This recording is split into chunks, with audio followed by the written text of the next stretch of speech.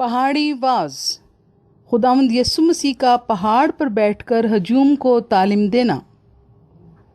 یہ پہاڑی واز 3 ابواب پر مشتمل ہے، متی 5، 6 اور 7 ابواب۔ ان تینوں ابواب میں خداوند یسوع مسیح نے انسانی زندگی کے مختلف پہلوؤں، ان کے مختلف رویوں اور مختلف عملی معاملات کے بارے میں تعلیم دی ہے۔ ان تینوں ابواب کو ہم ترتیب وار باری باری پڑھیں گے۔ اب آئیے میرے ساتھ متی 5 باب اس کی پہلی آیت سے 26 آیات تک پڑھیں گے، جس میں حقیقی ممباری کھالیاں، نمک اور نور، توریت اور غصہ کے بارے میں تعلیم پائی جاتی ہے۔ آئیے میرے ساتھ خداوند کے پاک اور مقدس کلام میں سے پڑھیے۔ متی رسول کی انجیل 5 باب پہلی آیت سے 26 آیات تک، صفحہ نمبر 7 اور 8، پیج نمبر 7 اور 8۔ خدا کے زندہ کلام میں یوں محکوم ہے: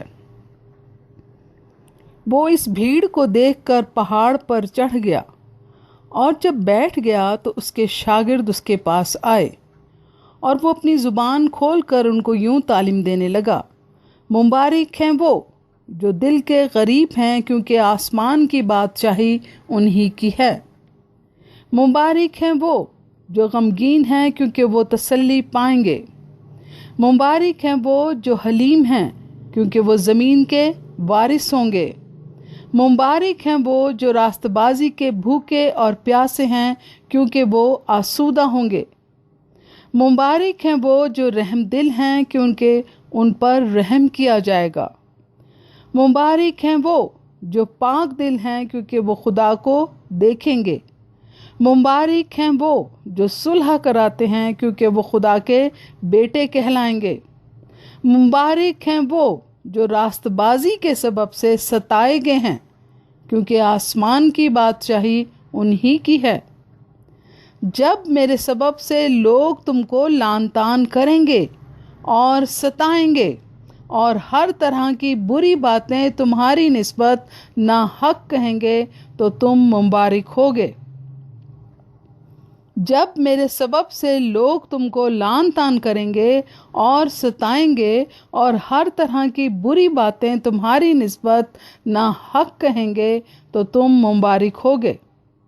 خوشی کرنا اور نہایت شادمان ہونا، خوشی کرنا اور نہایت شادمان ہونا، کیونکہ آسمان پر تمہارا اجر بڑا ہے، اس لیے کہ لوگوں نے ان نبیوں کو بھی جو تم سے پہلے تھے اسی طرح ستایا تھا۔ تم زمین کے نمک ہو، تم زمین کے نمک ہو، لیکن اگر نمک کا مزہ جاتا رہے تو وہ کس چیز سے نمکین کیا جائے گا؟ پھر وہ کسی کام کا نہیں، سوائے اس کے کہ باہر پھینکا جائے اور آدمیوں کے پاؤں کے نیچے روندا جائے۔ تم دنیا کے نور ہو، تم دنیا کے نور ہو۔ جو شہر پہاڑ پر بسا ہے وہ چھپ نہیں سکتا، اور چراغ جلا کر پیمانہ کے نیچے نہیں بلکہ چراغ دان پر رکھتے ہیں، تو اس سے گھر کے سب لوگوں کو روشنی پہنچتی ہے۔ اسی طرح تمہاری روشنی آدمیوں کے سامنے چمکے، تاکہ وہ تمہارے نیک کاموں کو دیکھ کر تمہارے باپ کی جو آسمان پر ہے تمجید کریں۔ اسی طرح تمہاری روشنی آدمیوں کے سامنے چمکے، تاکہ وہ تمہارے نیک کاموں کو دیکھ کر تمہارے باپ کی جو آسمان پر ہے تمجید کریں۔ یہ نہ سمجھو کہ میں توریت یا نبیوں کی کتابوں کو منسوخ کرنے آیا ہوں۔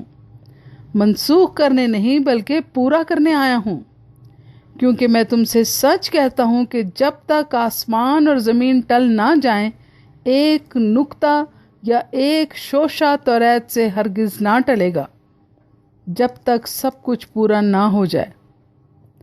پس جو کوئی ان چھوٹے سے چھوٹے حکموں میں سے بھی کسی کو توڑے گا اور یہی آدمیوں کو سکھائے گا، وہ آسمان کی بادشاہی میں سب سے چھوٹا کہلائے گا، لیکن جو ان پر عمل کرے گا اور ان کی تعلیم دے گا اور آسمان کی بادشاہی میں بڑا کہلائے گا۔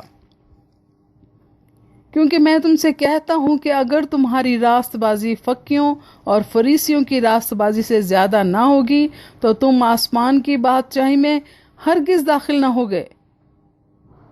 تم سن چکے ہو کہ اگلوں سے کہا گیا تھا کہ خون نہ کرنا، اور جو کوئی خون کرے گا وہ عدالت کی سزا کے لائق ہوگا۔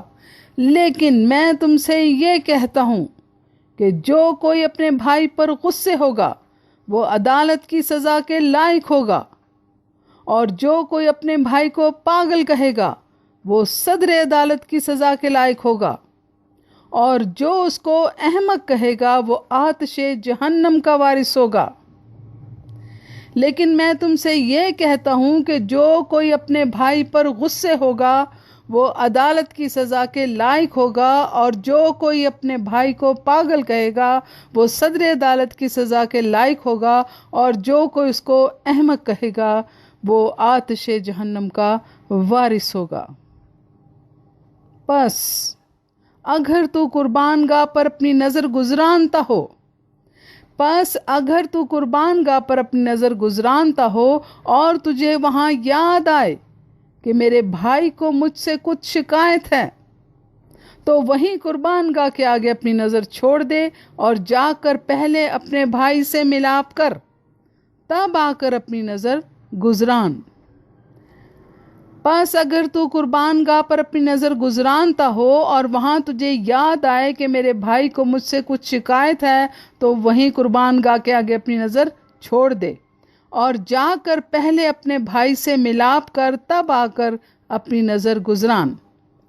جب تک تو اپنے مدعی کے ساتھ راہ میں ہے اس سے جلد صلح کر لے، کہیں ایسا نہ ہو کہ مدعی تجھے منصف کے حوالہ کر دے اور منصف تجھے سپاہی کے حوالہ کر دے اور تو قید خانہ میں ڈالا جائے۔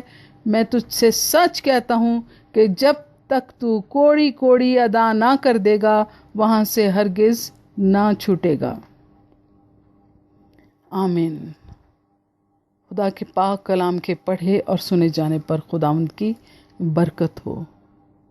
اور اے عزیزو، ہر روز خداوند کے پاک کلام کی تلاوت کیا کریں اور پڑھیں، کیونکہ خدا کی پاک مرضی یہی ہے کہ ہم اس کے ساتھ روز بروز زندگی گزاریں۔ کلام مقدس میں خدا کی پاک آواز قلم بند ہے۔ ابھی کلام کی تلاوت کے حوالے سے آپ کے ساتھ اگر خدا نے کلام کیا ہے تو اس کے قدموں میں جھک کر اسے سجدہ کریں اور شکر کریں اور اپنی زندگی خداوند کے ساتھ گزاریں۔ خداوند ہم سب کو برکت دے۔ آمین۔